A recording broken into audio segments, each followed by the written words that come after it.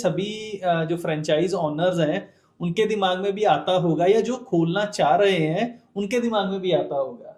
मतलब आप 15 से 25 लाख रुपए चार्ज करते हो, या मतलब कोई भी, अगर हम जेनरिकली भी बात करें कि फ्रेंचाइजीज 15 से 25 लाख रुपए चार्ज करती हैं, मतलब क्या आपके लिए पॉसिबल है कि आप ब्रेक करके इसको बता सको कि ये पैसा आप कहाँ पे लेते हो, किस चीज के लिए लेते हो, और आपको एक्चुअल में बचता क्या?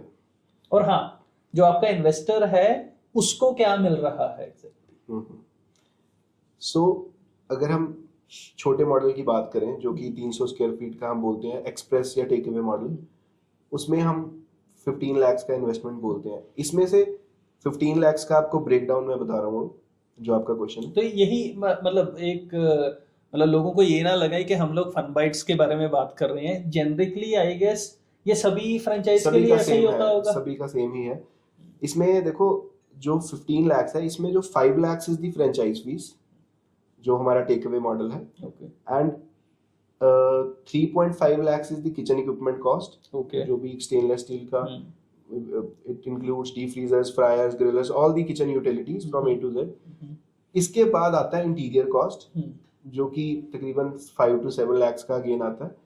तो पैकेज बना के हम एक इन्वेस्टमेंट की बात करते हैं। इसमें से जो कंपनी चार्ज कर रही है, चाहे वो मेरी कंपनी हो चाहे वो किसी और ब्रांड की हो, वो 5 लाख जो भी उसकी फ्रेंचाइज फीस है वो ही चार्ज करेगी, जिसमें वो आपको कंप्लीट कंसल्टेशन दे रहे हैं, प्लस आपको वेंडर्स से सोर्सिंग करके दे रहे हैं, प्लस आपको ट्रेनिंग पार्ट करके दे रहे हैं, प्लस अपनी जो यूएसपी क्रिएट करके दे रहे हैं।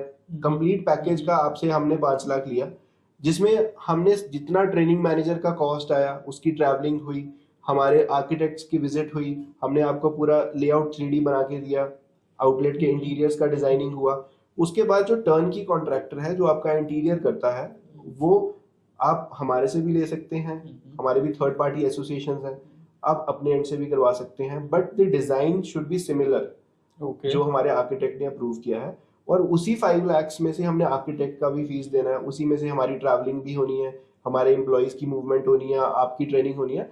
अल्टीमेटली 2-2.5 लाख रुपया हमारा easily, depending upon the geographical location, कि अगर मैं चंडीगढ़ से बॉम्बे मूव कर रहा हूँ तो मेरा ऑब्वियसली 3 लाख ही लग जाएगा सारी एम्प्लॉइज को मूव करने में, आर्किटेक्ट की विजिट्स करवाने में, आर्किटेक्ट की जो एक्सपर्ट फीस है, प्लस वहां पे मेरे को अगर कोई टेक्निकल पर्सन हायर करना पड़ा उस साइट को अंडरस्टैंड करने के लिए, साइजेस लेने के लिए, तो उसकी कॉस्ट भी हमारी होती है।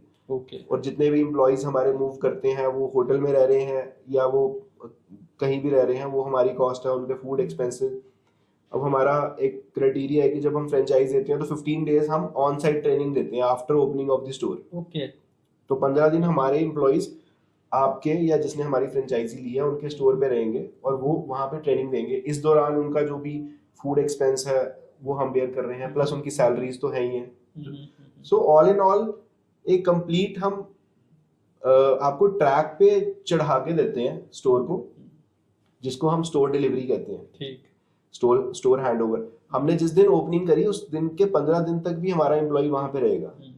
तो वो एक मूवमेंट आ जाती है। उसके बाद बंदे को समझ आ जाता है जिसने फ्रेंचाइज ली कि परचेज कैसे करनी है, फीफो क्या होता है, फर्स्ट इन फर्स्ट आउट कैसे करना है, जो कि हम टेक्निकली बोलते हैं कि एक्सपायरी डेट्स चेक करो हर चीज की, जो पुरानी एक्सपायरी डेट्स हैं उसको आप ऊपर कर दो, और जो नया इन्वेंट्री आ रहा है उसको डाउन रखो।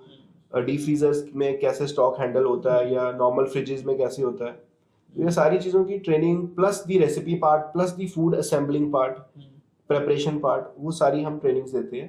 एंड अगर इतना इन्वेस्टमेंट कोई नहीं करना चाहता, कोई अपना भी स्टार्ट करना चाहता है, तो मेरे ख्याल से करना चाहिए वो भी।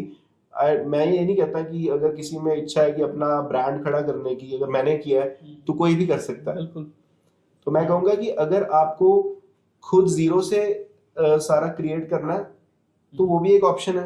एक आपको पकी पकाई चीज मिल रही है, एक वो भी ऑप्शन है।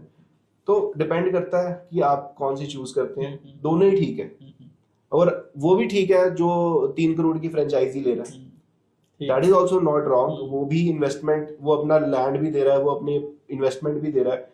अगर एग्जाम्पल मैं हल्दीराम्स की बात करूं या मैकडीज की बात करूं या बर्गर किंग की बात करूं, अगर इनकी कोई फ्रेंचाइजी ले रहा है तो वो भी अपनी जगह सही है।